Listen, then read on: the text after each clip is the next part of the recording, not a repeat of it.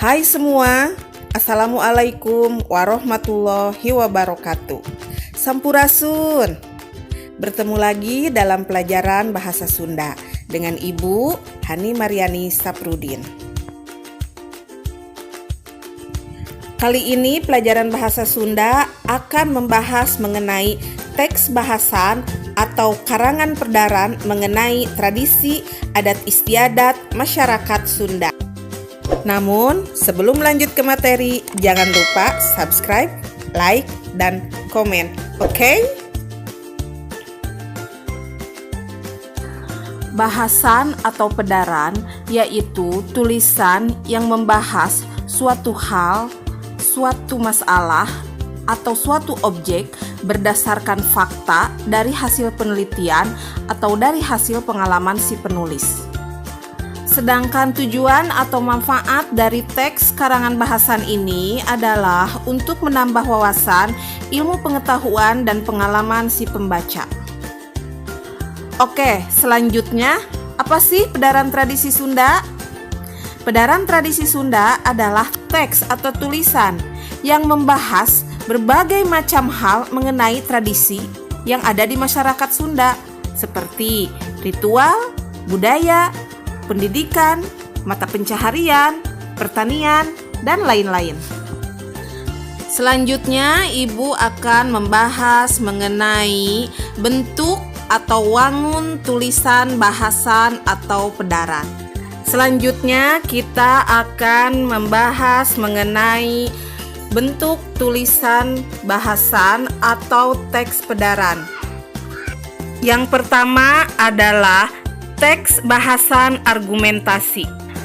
Dalam teks bahasan argumentasi ini, si penulis berusaha meyakinkan pembaca dengan alasan-alasan dan argumennya yang disertai dengan bukti atau fakta yang valid.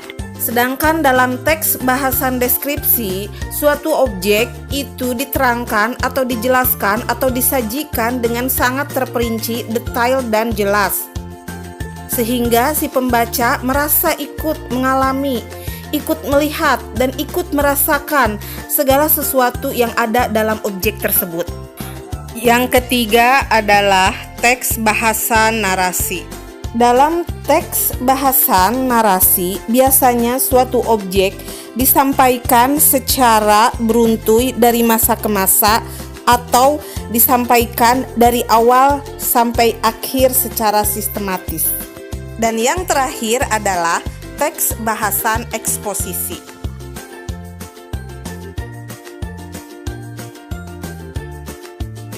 Dalam teks bahasan eksposisi ini, biasanya si objek itu dijelaskan atau dibahas berdasarkan pada prosesnya. Apa tujuannya dan apa fungsi atau gunanya.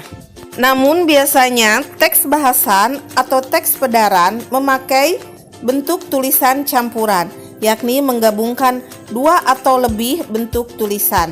Contohnya, argumentasi digabungkan dengan eksposisi, deskripsi dengan eksposisi, atau eksposisi dengan argumentasi.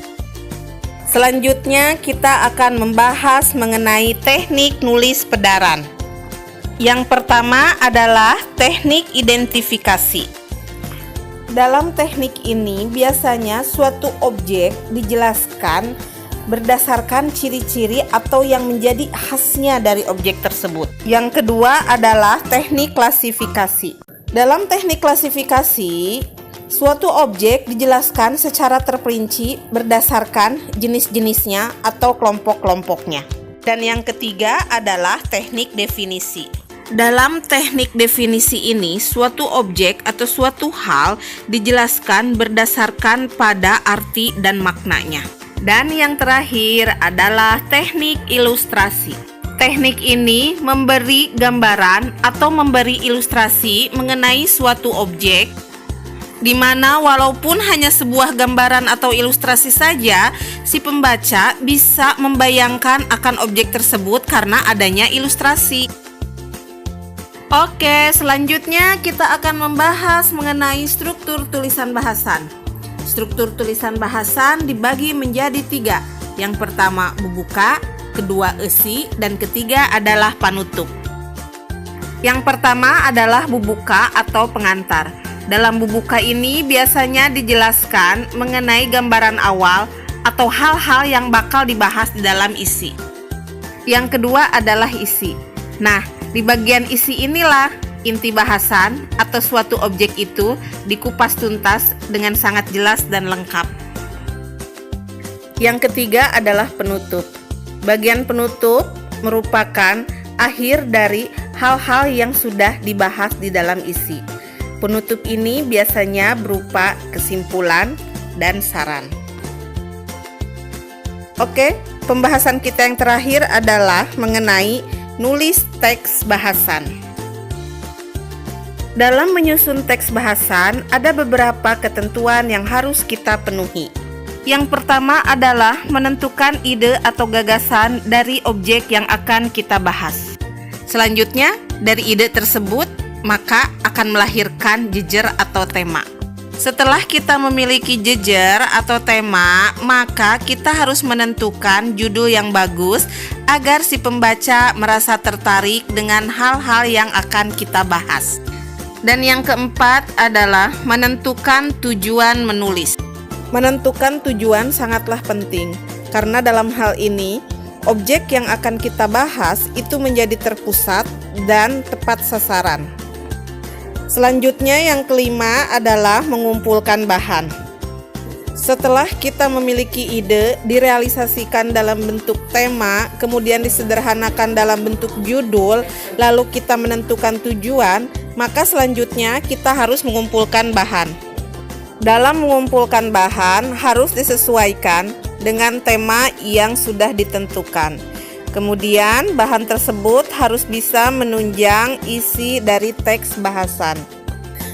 Ketentuan selanjutnya yaitu membuat rangkai karangan. Rangkai karangan ini kita buat agar objek yang kita bahas tersusun secara sistematis. Dan ketentuan yang terakhir adalah bahasa yang digunakan dalam teks karangan bahasan. Bahasa merupakan unsur yang sangat penting di dalam teks karangan bahasan. Karena dengan bahasalah, semua pesan yang ada di dalam teks bisa disampaikan kepada pembaca. Maka sebaiknya di dalam teks karangan bahasan menggunakan bahasa yang bagus, yang bisa diterima oleh semua lapisan masyarakat. Oke, sekian pembahasan mengenai teks karangan bahasan. Hatur nuhun atas perhatiannya, mohon maaf atas segala kekurangannya. Wassalamualaikum warahmatullahi wabarakatuh.